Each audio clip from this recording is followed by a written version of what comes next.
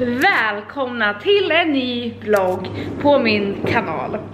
Idag har jag tänkt att jag ska göra en mukbang, heter det. Och det känns ju märkligt, alltså, jag vet inte varför. Men jättemånga har frågat om en. Jag tycker det verkar kul. Nu kör vi. Klockan är dock 11:15. Det är lite tidigt att äta lunch. Men jag har varit typ ivrig. Men vad ska jag få sagt? Jo, jag ska göra en mukbang och svara på frågor. Jag har bett er ställa frågor på Instagram. Och jag tänker så här, den här gången ska jag svara på de här frågorna jag typ inte undviker. Men jag ska ändå svara på de här som jag kanske kommer känna så här, men vad fan. Så här är det, jag tycker om att jag står alltid för vad jag säger, eller majoriteten av de gångerna. Men man blir väldigt enkelt tyst i det här yrket för att det är så mycket åsikter hela tiden. Och så kände jag så här, men vi kör. Jag svarar på allt nu i alla fall, vad jag tycker och tänker. Alla vi tänker olika och det är det som är härligt med livet. Först ska jag borsta ut mitt hår, måste bara hitta vart jag la min borste. Sen tänker jag att vi ska beställa lite mat. Jag ska liksom slänga in en till tvätt, jag ska fixa lite. Victor är i London och ska spela match imorgon. Och jag ska fixa det sista nu för att jag ska tala om för er att min mage har sjunkit. Jag har lite förverkar och sådär. Så att nu vill jag få klart allting så att jag verkligen nu sista veckorna bara kan ligga raklång och inte tänka på att jag måste packa någon väska inför BB och så. Ja, så vi hörs snart. Nu är det dags att beställa mat. Då går vi in här på appen. För jag antar att man ställer sig inte och lagar mat och bara nu ska vi ha mukbang här med spagetti och köttfärssås. Så det ska jag göra nu. Men jag tror sushi är liksom bäst mukbang mat och jag är sugen på det. Nu kommer folk på, man får inte äta sushi när man är gravid. Det här är ett jättebra ställe i området där vi bor och jag vet att de har jättefräsch sushi. Jag äter naturligtvis inte tonfisk. Men det är nya tider nu hörni, man kan äta sushi. Crab. Det känns sådär. Nej. Edamamebönor behöver man. Muito importante. Då ska vi se hur många bitar det vart nu då. 15 bitar. Det räcker. Men nu beställer jag den. Go to checkout. Order. Place order. Okej, vi testar. Så öppnar man. Så. Det här är mukbang. Hur gör man? Okej, var barn inbjudna till ditt bröllop? Vi hade inga barn på vårt bröllop under hela helgen. Okej, när tror du att du kommer föda? Jag tror att jag kommer föda snart. Kanske till och med, jag vet inte när den här ska släppas, men jag har på känn att det är nära nu. Det finns typ inte en chans att jag kommer gå till min due date, det vet jag. Har du en backup-person om Victor har bortamatch när bebisen vill ut? Nej, jag har valt att vara ensam. Jag låter ju sinnessjuk. Men jag vill bara vara med Victor, ha med Victor när det händer. Och jag vill inte ha någon här. Det skulle bara göra mig ännu mer stressad tror jag. Jag låter knäppt tror jag. Men jag är alltså dels en ensam person. Jag kan på riktigt se mig själv åka in själv till förlossningen. Och typ att han kommer om han är borta på någon match. Att han hinner dit typ. Men ja. Så nej, jag kommer vara ensam här. Har du alltid velat vara en relativt ung mamma eller tänkte du skaffa barn senare i livet? Är man ung? Alltså jag blir ändå 26. Ja, kanske. Det har varierat lite. För typ ett år sedan då ville jag barn när jag var 32. Men sen blev jag på smällen. Så jag vet inte. Jag ser mig inte själv som så ung. Men jag tycker det är härligt att jag kommer bli då relativt ung. Jag ser det som att jag får mer år med mitt barn. Kommer Victor att vara pappaledig? Här har jag fått massa frågor om pappaledig. Kommer ni åka hem eller varför föder du inte i Sverige? Så här tror jag också det är svårt att förstå, vilket jag såklart är. Men alltså i den här branschen, han kanske är pappaledig i 2 dagar. Något sånt. Då säger man inte pappaledig. Han är ledig 2 dagar. Jag föder inte i Sverige, för skulle jag föda i Sverige då skulle jag få vara där nu och inte vara med Victor. Vi kommer inte flytta hem till Sverige bara för att vi får barn. Alltså allting, typ hela vårt liv kommer fortsätta precis som vanligt fast vi kommer ha en bebis. Så jag tror Victor kanske får ledigt 2 dagar och sen kommer han liksom fortsätta åka på matcher och träningar och ja, det blir liksom ingen skillnad. Och det är lite vad vi har signat upp oss på, så det är ingen idé att klaga över det. Var du populär i skolan och gymnasiet? Hur var du som tonåring? Jag tror inte jag upplever inte att skolan jag gick på i klassen jag gick, att någon var populär och inte. Alltså jag och Vickan, min bästis, vi hängde liksom med grabbarna i klassen typ. Så var vi ett gäng som hängde och så festade man ihop på helgerna. Så jag upplevde inte att någon var populär och ja.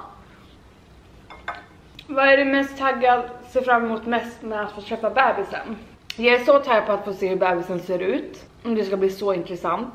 Och jag tror på att jag och Victor hamnar i något så här vakuum här hemma, att vi bara väntar på att bebisen ska komma. Så jag tror att vi vill bara starta vårt nya liv nu med bebisen.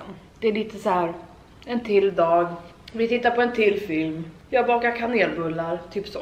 Så att, vad är den bästa komplimangen du någonsin har fått? Victor sa en gång, vi förberedde frågor inför en intervju.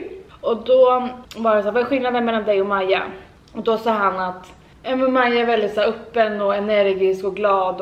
Och hon fångar ett rum på ett helt annat sätt än vad jag gör. Att när Maja går in i ett rum så märker man av att hon är i rummet. Och det är det finaste jag har hört. Alltså jag visste inte ens om att han kände så. Och jag var, alltså det är typ det fint. Nej men det är alltså, vem vill inte fånga ett rum när man går in i det? Det är typ den finaste komplimangen jag har fått någonsin. What are you most excited about to teach your little one?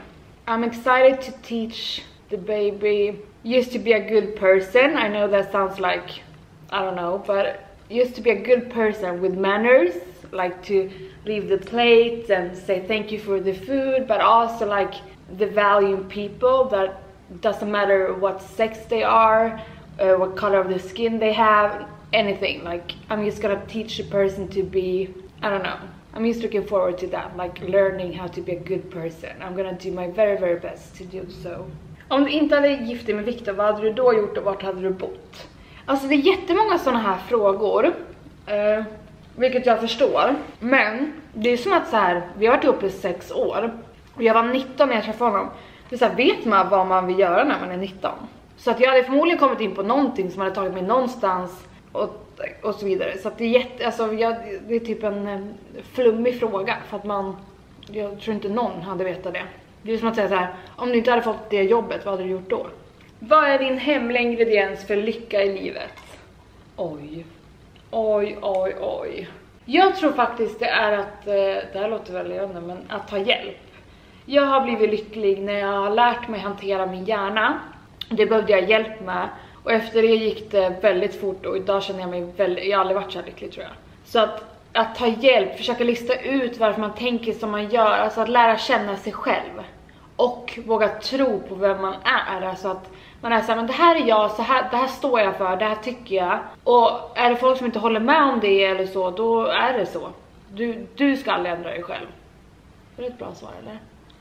Om du och bara Victor är hemma, i hur många fall av 10 fixar du dig versus bara är mysig? Hörrni, 9 av 10 gånger, då sitter jag här, luktar lite svett, har på mig hans tisha. Men det lägger ju inte upp att jag kan vara så ful. Alltså Sanna kan ibland säga när vi pratar FaceTime så här, hon bara, alltså, skillnaden mellan typ mina selfies och hur jag alltså, ser ut utan någonting med kärlek, säger hon det. Men jag kanske framstår som att jag typ alltid fixar här hemma. Det är inte, det är bara de dagarna Instagrammar som är det. På riktigt, hur blev det av med din ätstörning? Jag har blivit knäpp. Man måste ta hjälp. Jag tog inte hjälp, men här tror jag, vet inte om man får säga det, men jag har jättestark självdisciplin. Så min självdisciplin gjorde ju också att jag hamnade i ätstörningen och tränade som en galning och var liksom... Sen, så den självdisciplinen gjorde också att jag tog mig ur den, för att jag bestämde mig för att bli frisk. Jag kommer ihåg så väl att jag satt i sängen i Lissabon och läste på så här symptom på min ätstörning och bara... Och det var så här, ditt hår går av, du ser grå ut, du kan inte få barn, kanske inte kan få barn. Alltså det var bara så för mycket saker som det versus att vara smal. Alltså det var så här, nej. Och det var alltså min vardag, det var så jobbigt. Det var liksom så här, de här vill komma på besök. Och då var jag så här, planerade jag i mitt huvud hur jag skulle få in träningen. Okej, om de landar 9, då hinner jag träna. Om jag är på gymmet 6:30 på morgonen, då hinner jag springa 1 mil. Okej, de kommer vilja dricka vin. Alltså ni vet, min hjärna var liksom... vilket jag idag tycker är väldigt sorgligt, för att jag förlorade många fina minnen tror jag. I Lissabon på grund av min ätstörning. Att jag kunde så här avboka resor, typ att Malin kom aldrig för att jag då hade vi redan typ ett besök den månaden. Och jag visste att skulle jag få in ett till besök, då skulle jag dricka för mycket vin och äta för mycket onyttig mat och inte hinna träna. Så att jag, alltså, det är verkligen en sorg. Nu har jag älskar vårt liv i Lissabon. Jag ser på det med mycket kärlek, men jag vet att jag hade haft mycket fler fina härliga minnen från de åren om det inte var för min ätstörning. Och det har gjort att när jag tog mig ur det, varför jag har så lätt för mat idag och träning och allt, det är för att jag förstår att det sitter bara i huvudet. Det handlar inte om min storlek, det handlar om hur jag mår här inne. Och speciellt med graviditeten, alltså jag har aldrig varit så stolt över min kropp. Jag vet inte. Hade jag varit det hade jag tagit hjälp. Jag önskar att jag hade tagit hjälp.